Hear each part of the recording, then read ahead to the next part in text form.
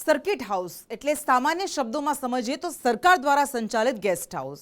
મોટાભાગના અધિકારીઓ અને રાજનેતાઓ સર્કિટ હાઉસનો ઉપયોગ કરતા હોય છે, કારણ કે ત્યાં સરકારી દરે હોટલ કરતાં પણ સારી સુવિધા મળતી હોય છે. પરંતુ હવે સર્કિટ હાઉસોમાં લાલિયાવાડી ચાલતી હોવાનો આરોપ લાગ્યો છે. જી હા, આવો જ આરોપ બીજા કોઈએ નહીં પણ પૂર્વ મુખ્યમંત્રીએ લગાવ્યો છે. સર્કિટ હાઉસ હંમેશાથી અધિકારીઓ અને રાજનેતાઓની પહેલી પસંદ રહ્યું છે. રાષ્ટ્રપતિથી માંડીને રાજ્યપાલ અને વડાપ્રધાનથી લઈને મુખ્યમંત્રીઓ પોતાના પ્રવાસ દરમિયાન સર્કિટ હાઉસમાં રોકાણ કરતા હોય છે. પરંતુ હવે સર્કિટ હાઉસમાં લાલિયાવાડી ચાલતી હોવાના આરોપ લાગ્યા છે અને આરોપ લગાવ્યો છે પૂર્વ મુખ્યમંત્રી શંકરસિંહ વાઘેલાએ. આખો મામલો એવો હતો કે 6 ફેબ્રુઆરીના રોજ શંકરસિંહ વાઘેલા એક કાર્યક્રમ માટે સુરત આવ્યા હતા અને તેઓ સુરત સર્કિટના હાઉસના ચોથા માળે દમણગંગા રૂમમાં રોકાયા હતા. સવારે 8 વાગ્યાનો કાર્યક્રમ હતો એટલે શંકરસિંહ 7 વાગે તૈયાર થઈ ગયા અને તેમણે ચા માટે ઓર્ડર આપ્યો. 10-15 મિનિટ રાહ જોયા બાદ ચા ન મળતા તેઓ ચોથા માળેથી ગ્રાઉન્ડ ફ્લોર પર આવેલા કિચનમાં રાઉન્ડ પણ લગાવીને આવ્યા. તેમ છતાં તેમને કોઈ પ્રત્યુત્તર ન મળ્યો. 7:30 વાગી જતા તેઓ ફરી કિચનમાં ગયા, છતાં તેમને ચા ન મળી.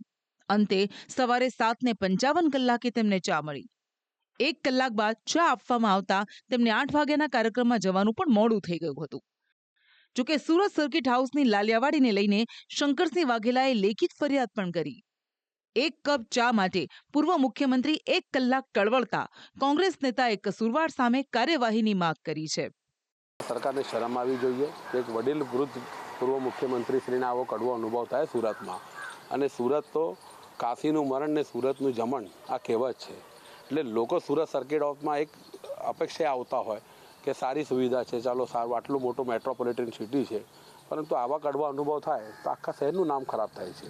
એટલે તંત્રે આ બાબતે ખૂબ ગંભીરપણે વિચારવું જોઈએ. લાગતા વળગતા જે અધિકારી હોય હું તો કોઈ એથી તાત્કાલિક અસરથી હકાલપટ્ટી કરવી જોઈએ, જવાબદારી ફિક્સ કરીને. સર્કિટ હાઉસમાં કોન્ટ્રાક્ટ હેઠળ નોકરી આપવામાં આવે છે, જેને કારણે કેટલીક વખત કોન્ટ્રાક્ટ હેઠળના કર્મચારીઓ સંચાલકોનું સાંભળતા નથી, જેના કારણે આ પ્રકારની મુશ્કેલીઓ ઊભી થાય છે. જોકે આ બાદ સંદેશ ન્યૂઝ દ્વારા અન્ય કેટલાક શહેરોના સર્કિટ હાઉસનું રિયાલિટી ચેક કરવામાં આવ્યું હતું. રાજકોટના સરદાર સર્કિટ હાઉસમાં સ્થિતિ સારી જોવા મળી હતી. તો સર્કિટ હાઉસમાં આવેલા 22 જેટલા રૂમની અંદર અલગ અલગ અધિકારીઓ, પદાધિકારીઓ કે જેમને સર્કિટ હાઉસની અંદર રોકાવાનો અધિકાર છે એવો રોકાયા છે. અહીંયા રૂમની અંદર જોઈ શકો છો, આ રૂમની અંદર પણ એક ગેસ્ટ રોકાયા છે. તો અહીંયા જે 2 કક્ષ છે, ભાદર કક્ષ અને ન્યારી કક્ષ છે, એમને રિનોવેશન માટે રાખવામાં આવેલા છે, એટલે એમને લોક મારીને રાખવામાં આવેલા છે. આ લોક છે એ પણ જોઈ શકો છો. બીજી તરફ એવું પણ કહેવાતું હતું સુરત સહિતના કેટલાક સર્કિટ હાઉસની અંદર કે ત્યાં લાલિયાવાડી ચાલે છે, પરંતુ અહીંયા આ પ્રકારની સ્થિતિ રિયાલિટી ચેકની અંદર જોવા મળી છે. વડોદરાના સર્કિટ હાઉસમાં પણ સંદેશ ન્યૂઝ દ્વારા રિયાલિટી ચેક કરવામાં આવ્યું હતું. સુરતના સર્કિટ હાઉસમાં રોકાયેલા પૂર્વ મુખ્યમંત્રી શંકરસિંહ વાઘેલા ચા માંગતા રહ્યા અને ચા ન મળીને ત્યારબાદ ગુજરાતમાં આવેલા સર્કિટ હાઉસો પર સવાલ ઊભા થયા છે કે ત્યાં શું કઈ પ્રવૃત્તિ ચાલે છે કે પછી કોઈ ગેરપ્રવૃત્તિ ચાલે છે. આને લઈને સંદેશ ન્યૂઝની ટીમ હાલ રિયાલિટી ચેક કરવા માટે વડોદરાના સર્કિટ હાઉસ ખાતે આવ્યું છે કે ત્યાં હાલ ઓક્યુપાઈડ જો વાત કરવામાં આવે તો અહીંયા 24 રૂમ છે જે VVIPના છે, જેમાં ક્લાસ 1-2 ઓફિસરો છે, તેમાંથી 23 રૂમ હાલ ફાળવેલા છે. 1 રૂમ ખાલી છે. 11 રૂમ VIPના છે કે જેમાંથી હાલ 7 ખાલી છે અને 4 ઓક્યુપાઈડ છે. રજિસ્ટર મેન્ટેન થાય છે અને બહારના કોઈ તત્વો આવે કે ભાડે આપો તો પછી ના લોકલ કોઈ નહીં, ગવર્મેન્ટ છે કોઈ નહીં. અને 500,000 રૂપિયા કોઈ એવું કહે કે ના એવું કંઈ નથી. ના મસ્ટરમાં એન્ટ્રી થાય છે અમારે. એવું કોઈ આવે જ ખરી કોઈ? ના કોઈ નહીં. અમદાવાદના સર્કિટ હાઉસમાં પણ સંદેશ ન્યૂઝ દ્વારા રિયાલિટી ચેક કરવામાં આવ્યું.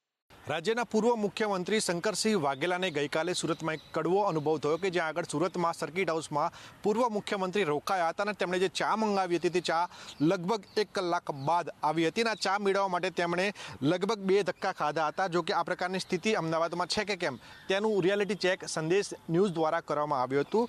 અમદાવાદ શહેરનું આ સર્કિટ હાઉસ છે કે જ્યાં આગળ કુલ 32 રૂમ આવેલા છે અને 32 રૂમમાંથી 12 સ્વીટ રૂમ છે. આ સ્વીટ રૂમમાંથી 7 સ્વીટ રૂમ હાલ વપરાશમાં છે અને 5 સ્વીટ રૂમ ખાલી હાલતમાં જોવા મળે. સર્કિટ હાઉસ છે તેનું કેન્ટીનની જો વાત કરવામાં આવે તો કેન્ટીન પણ 24 કલાક ચાલુ હાલતમાં હોય છે, જેથી કરીને જે ગેસ્ટ અહીંયા રહેવા માટે આવતા છે તેમને આ પ્રકારની કોઈ પણ અસુવિધાનો સામનો નથી કરવો પડતો તેવું હાલ સંદેશના રિયાલિટી ચેકમાં જાણવા મળ્યું છે.